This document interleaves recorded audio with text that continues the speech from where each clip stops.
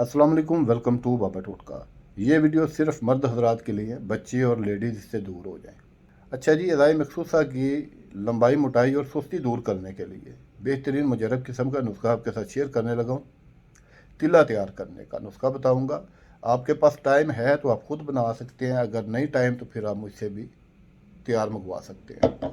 जदा नोट करें तिला तैयार करने के लिए: हरा तीन खुश्क 2 तोला, गुंगची 2 तोला, बेर बूटी 2 तोला, करनफल यानी कि लौंग 1 तोला, सिमल फार आधा तोला, जलवत्री 1 तोला, ज़ाफ़रान 5 ग्राम, अकरकरा 1 तोला। अब तरकीब तैयारी ज़रा तवज्जो से सुने। 20 देसी अंडे लें, उन्हें उबाल लें।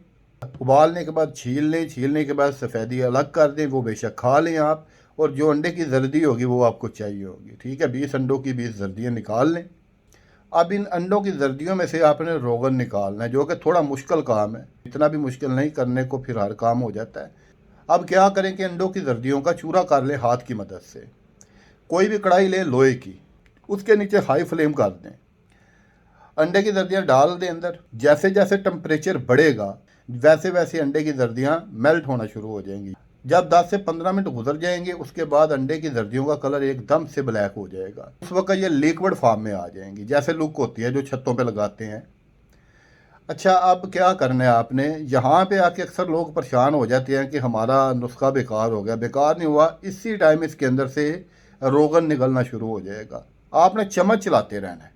ठीक है, यकदम से इसने अपना रोगन छोड़ देना है। जब ये रोगन छोड़ दे उसी वक्त चूल्हे की आग बंद कर दें और गरम गरम ही कढ़ाई के अंदर से निकाल लें। जो जला हुआ मटेरियल बचा होगा ना अंडों की जर्दियों का, वो भी उसी वक्त कढ़ाई से निकाल के फेंक दें। रोगन रख लें, वो मटेरियल फेंक दें, क्योंकि वो मटेरियल खुश्क होने के बाद बहुत हार्ड हो जाता है, वो मुश्किल से कढ़ाई से निकलेगा। ठीक है, रोगन आपका तैयार हो गया। अब अगला तरीका बताता हूँ आपको। अब तमाम जड़ी बूटियाँ मोटी मोटी सी कूट लें, जो मैंने इस वीडियो में बताई हैं आपको।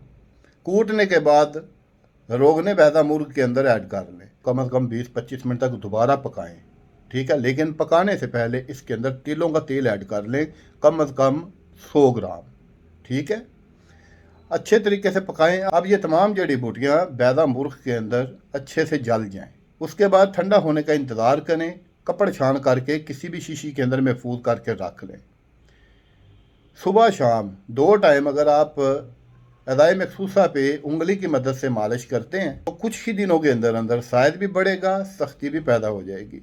अगर आप इस तिल्ले की अफादियत पूरी तरह जानना चाहते हैं तो फिर 0337 78 72 880 033778728880 ये व्हाट्सअप का नंबर है।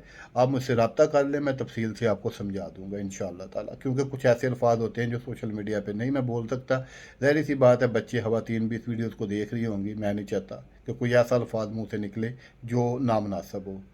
आपके पास टाइम है तो आप खुद तैयार कर लें, नहीं तो फिर अल्हम्दुलिल्लाह मुझसे तैयार मंगवा सकते हैं। 100% रिज़ल्ट है इसका, अल्हम्दुलिल्लाह।